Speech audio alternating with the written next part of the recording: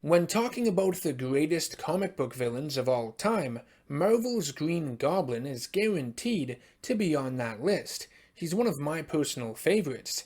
This Halloween-themed villain is one of the most deadly, unpredictable, and downright insane enemies found within Spider-Man's Rogues Gallery. The extent in which he goes to not only take out the Wallcrawler, but his allies as well, make him one of the most formidable opponents Spider-Man has ever faced. The Green Goblin made his comic book debut in The Amazing Spider-Man number 14 from July of 1964. Created by Stan Lee and Steve Ditko, the Goblin, at least the one Lee had envisioned originally, was going to be a mythological demon that came out of an Egyptian-like sarcophagus, but Ditko made the wise decision turning him into a human in a costume, one that rode around on a jet-powered broomstick. The iconic goblin-shaped glider wouldn't make its first appearance until the Goblin reappeared in issue number 17, and that too was a much-needed alteration. The broomstick came off as a bit too goofy, and I'm glad they scrapped that idea pretty fast. The Goblin's identity was left a secret in comics for quite some time. It was a mystery to the readers, and it wasn't until The Amazing Spider-Man number 39 that the Green Goblin was revealed as the father of Peter Parker's best friend Harry, Norman Osborn. Making the Goblin someone Peter knew, one that was so close to him, really elevated the threat level of this villain, and would open doors for the character moving forward to places very few would have expected. Norman Osborn, the head of Oscorp, was the original Green Goblin, and I think it's widely agreed upon that he is the best incarnation of this character. He'd have to be. When Harry was very young, his mother became ill and died, which put a lot of pressure on Norman, who was forced to raise the boy on his own. Not only did he have to take care of Harry, making sure he stayed out of trouble, but he had to juggle his son with running a multi-billion-dollar company. No easy task, which meant more often than not, Harry was ignored. In order to gain complete control of his business, Norman would frame his partner, Mendel Strom, for embezzlement, and after searching through Strom's lab, would find an experimental strength and intelligence enhancing formula, which he would decide to recreate. Norman miscalculates, however, and the serum turns green and explodes in his face, giving him the power he sought after, but also damaging his brain, leading to a slow and destructive downward spiral to insanity. Fun stuff. Things with Norman would reach its breaking point during the events of The Amazing Spider-Man number 121 and 122, a story arc known as The Night Gwen Stacy Died.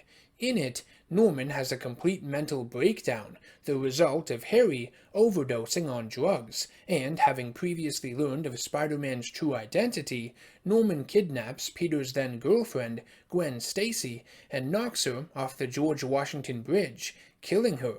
I have reviewed this storyline in detail on the channel, so I recommend you check that video out if you want more on it. I don't want to repeat too much here, so we'll just move on. I think that's best. Following the death of the Green Goblin during the events of The Amazing Spider-Man number 122, the villain would make his return in issue 136, much to the surprise of Spider-Man. It's as if his greatest enemy had somehow come back from the dead. Spider-Man had been blamed for the death of Norman Osborn, and Harry, along with much of New York, believed this to be the case. Harry's personality and attitude would change, becoming bitter, wanting revenge against the Wallcrawler, and even claiming Peter and him were never friends, just roommates, and nothing more.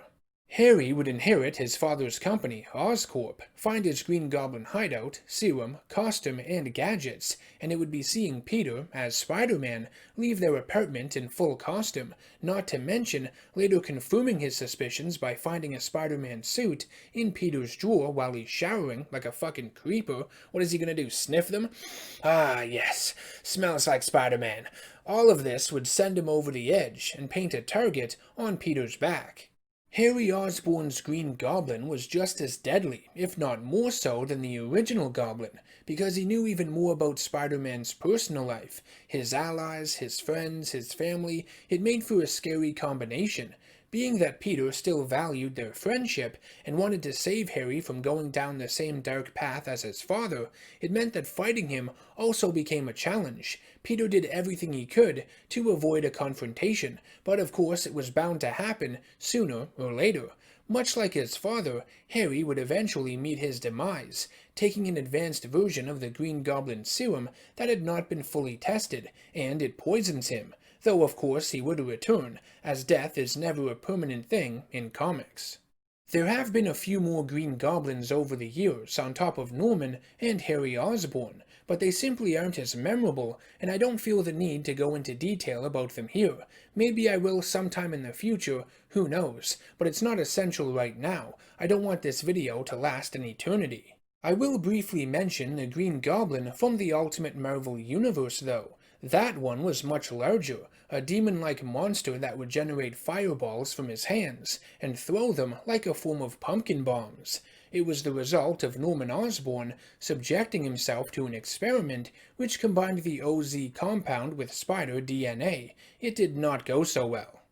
While this version of the character is an obvious departure from what we're used to in regards to the Green Goblin, I do still find it very interesting.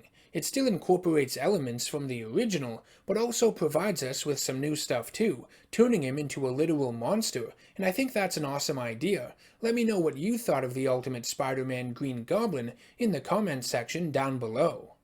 Regardless of who the Green Goblin is or what continuity he finds himself in, one thing is for certain: he will always be hailed as one of, if not the, greatest Spider-Man villains of all time.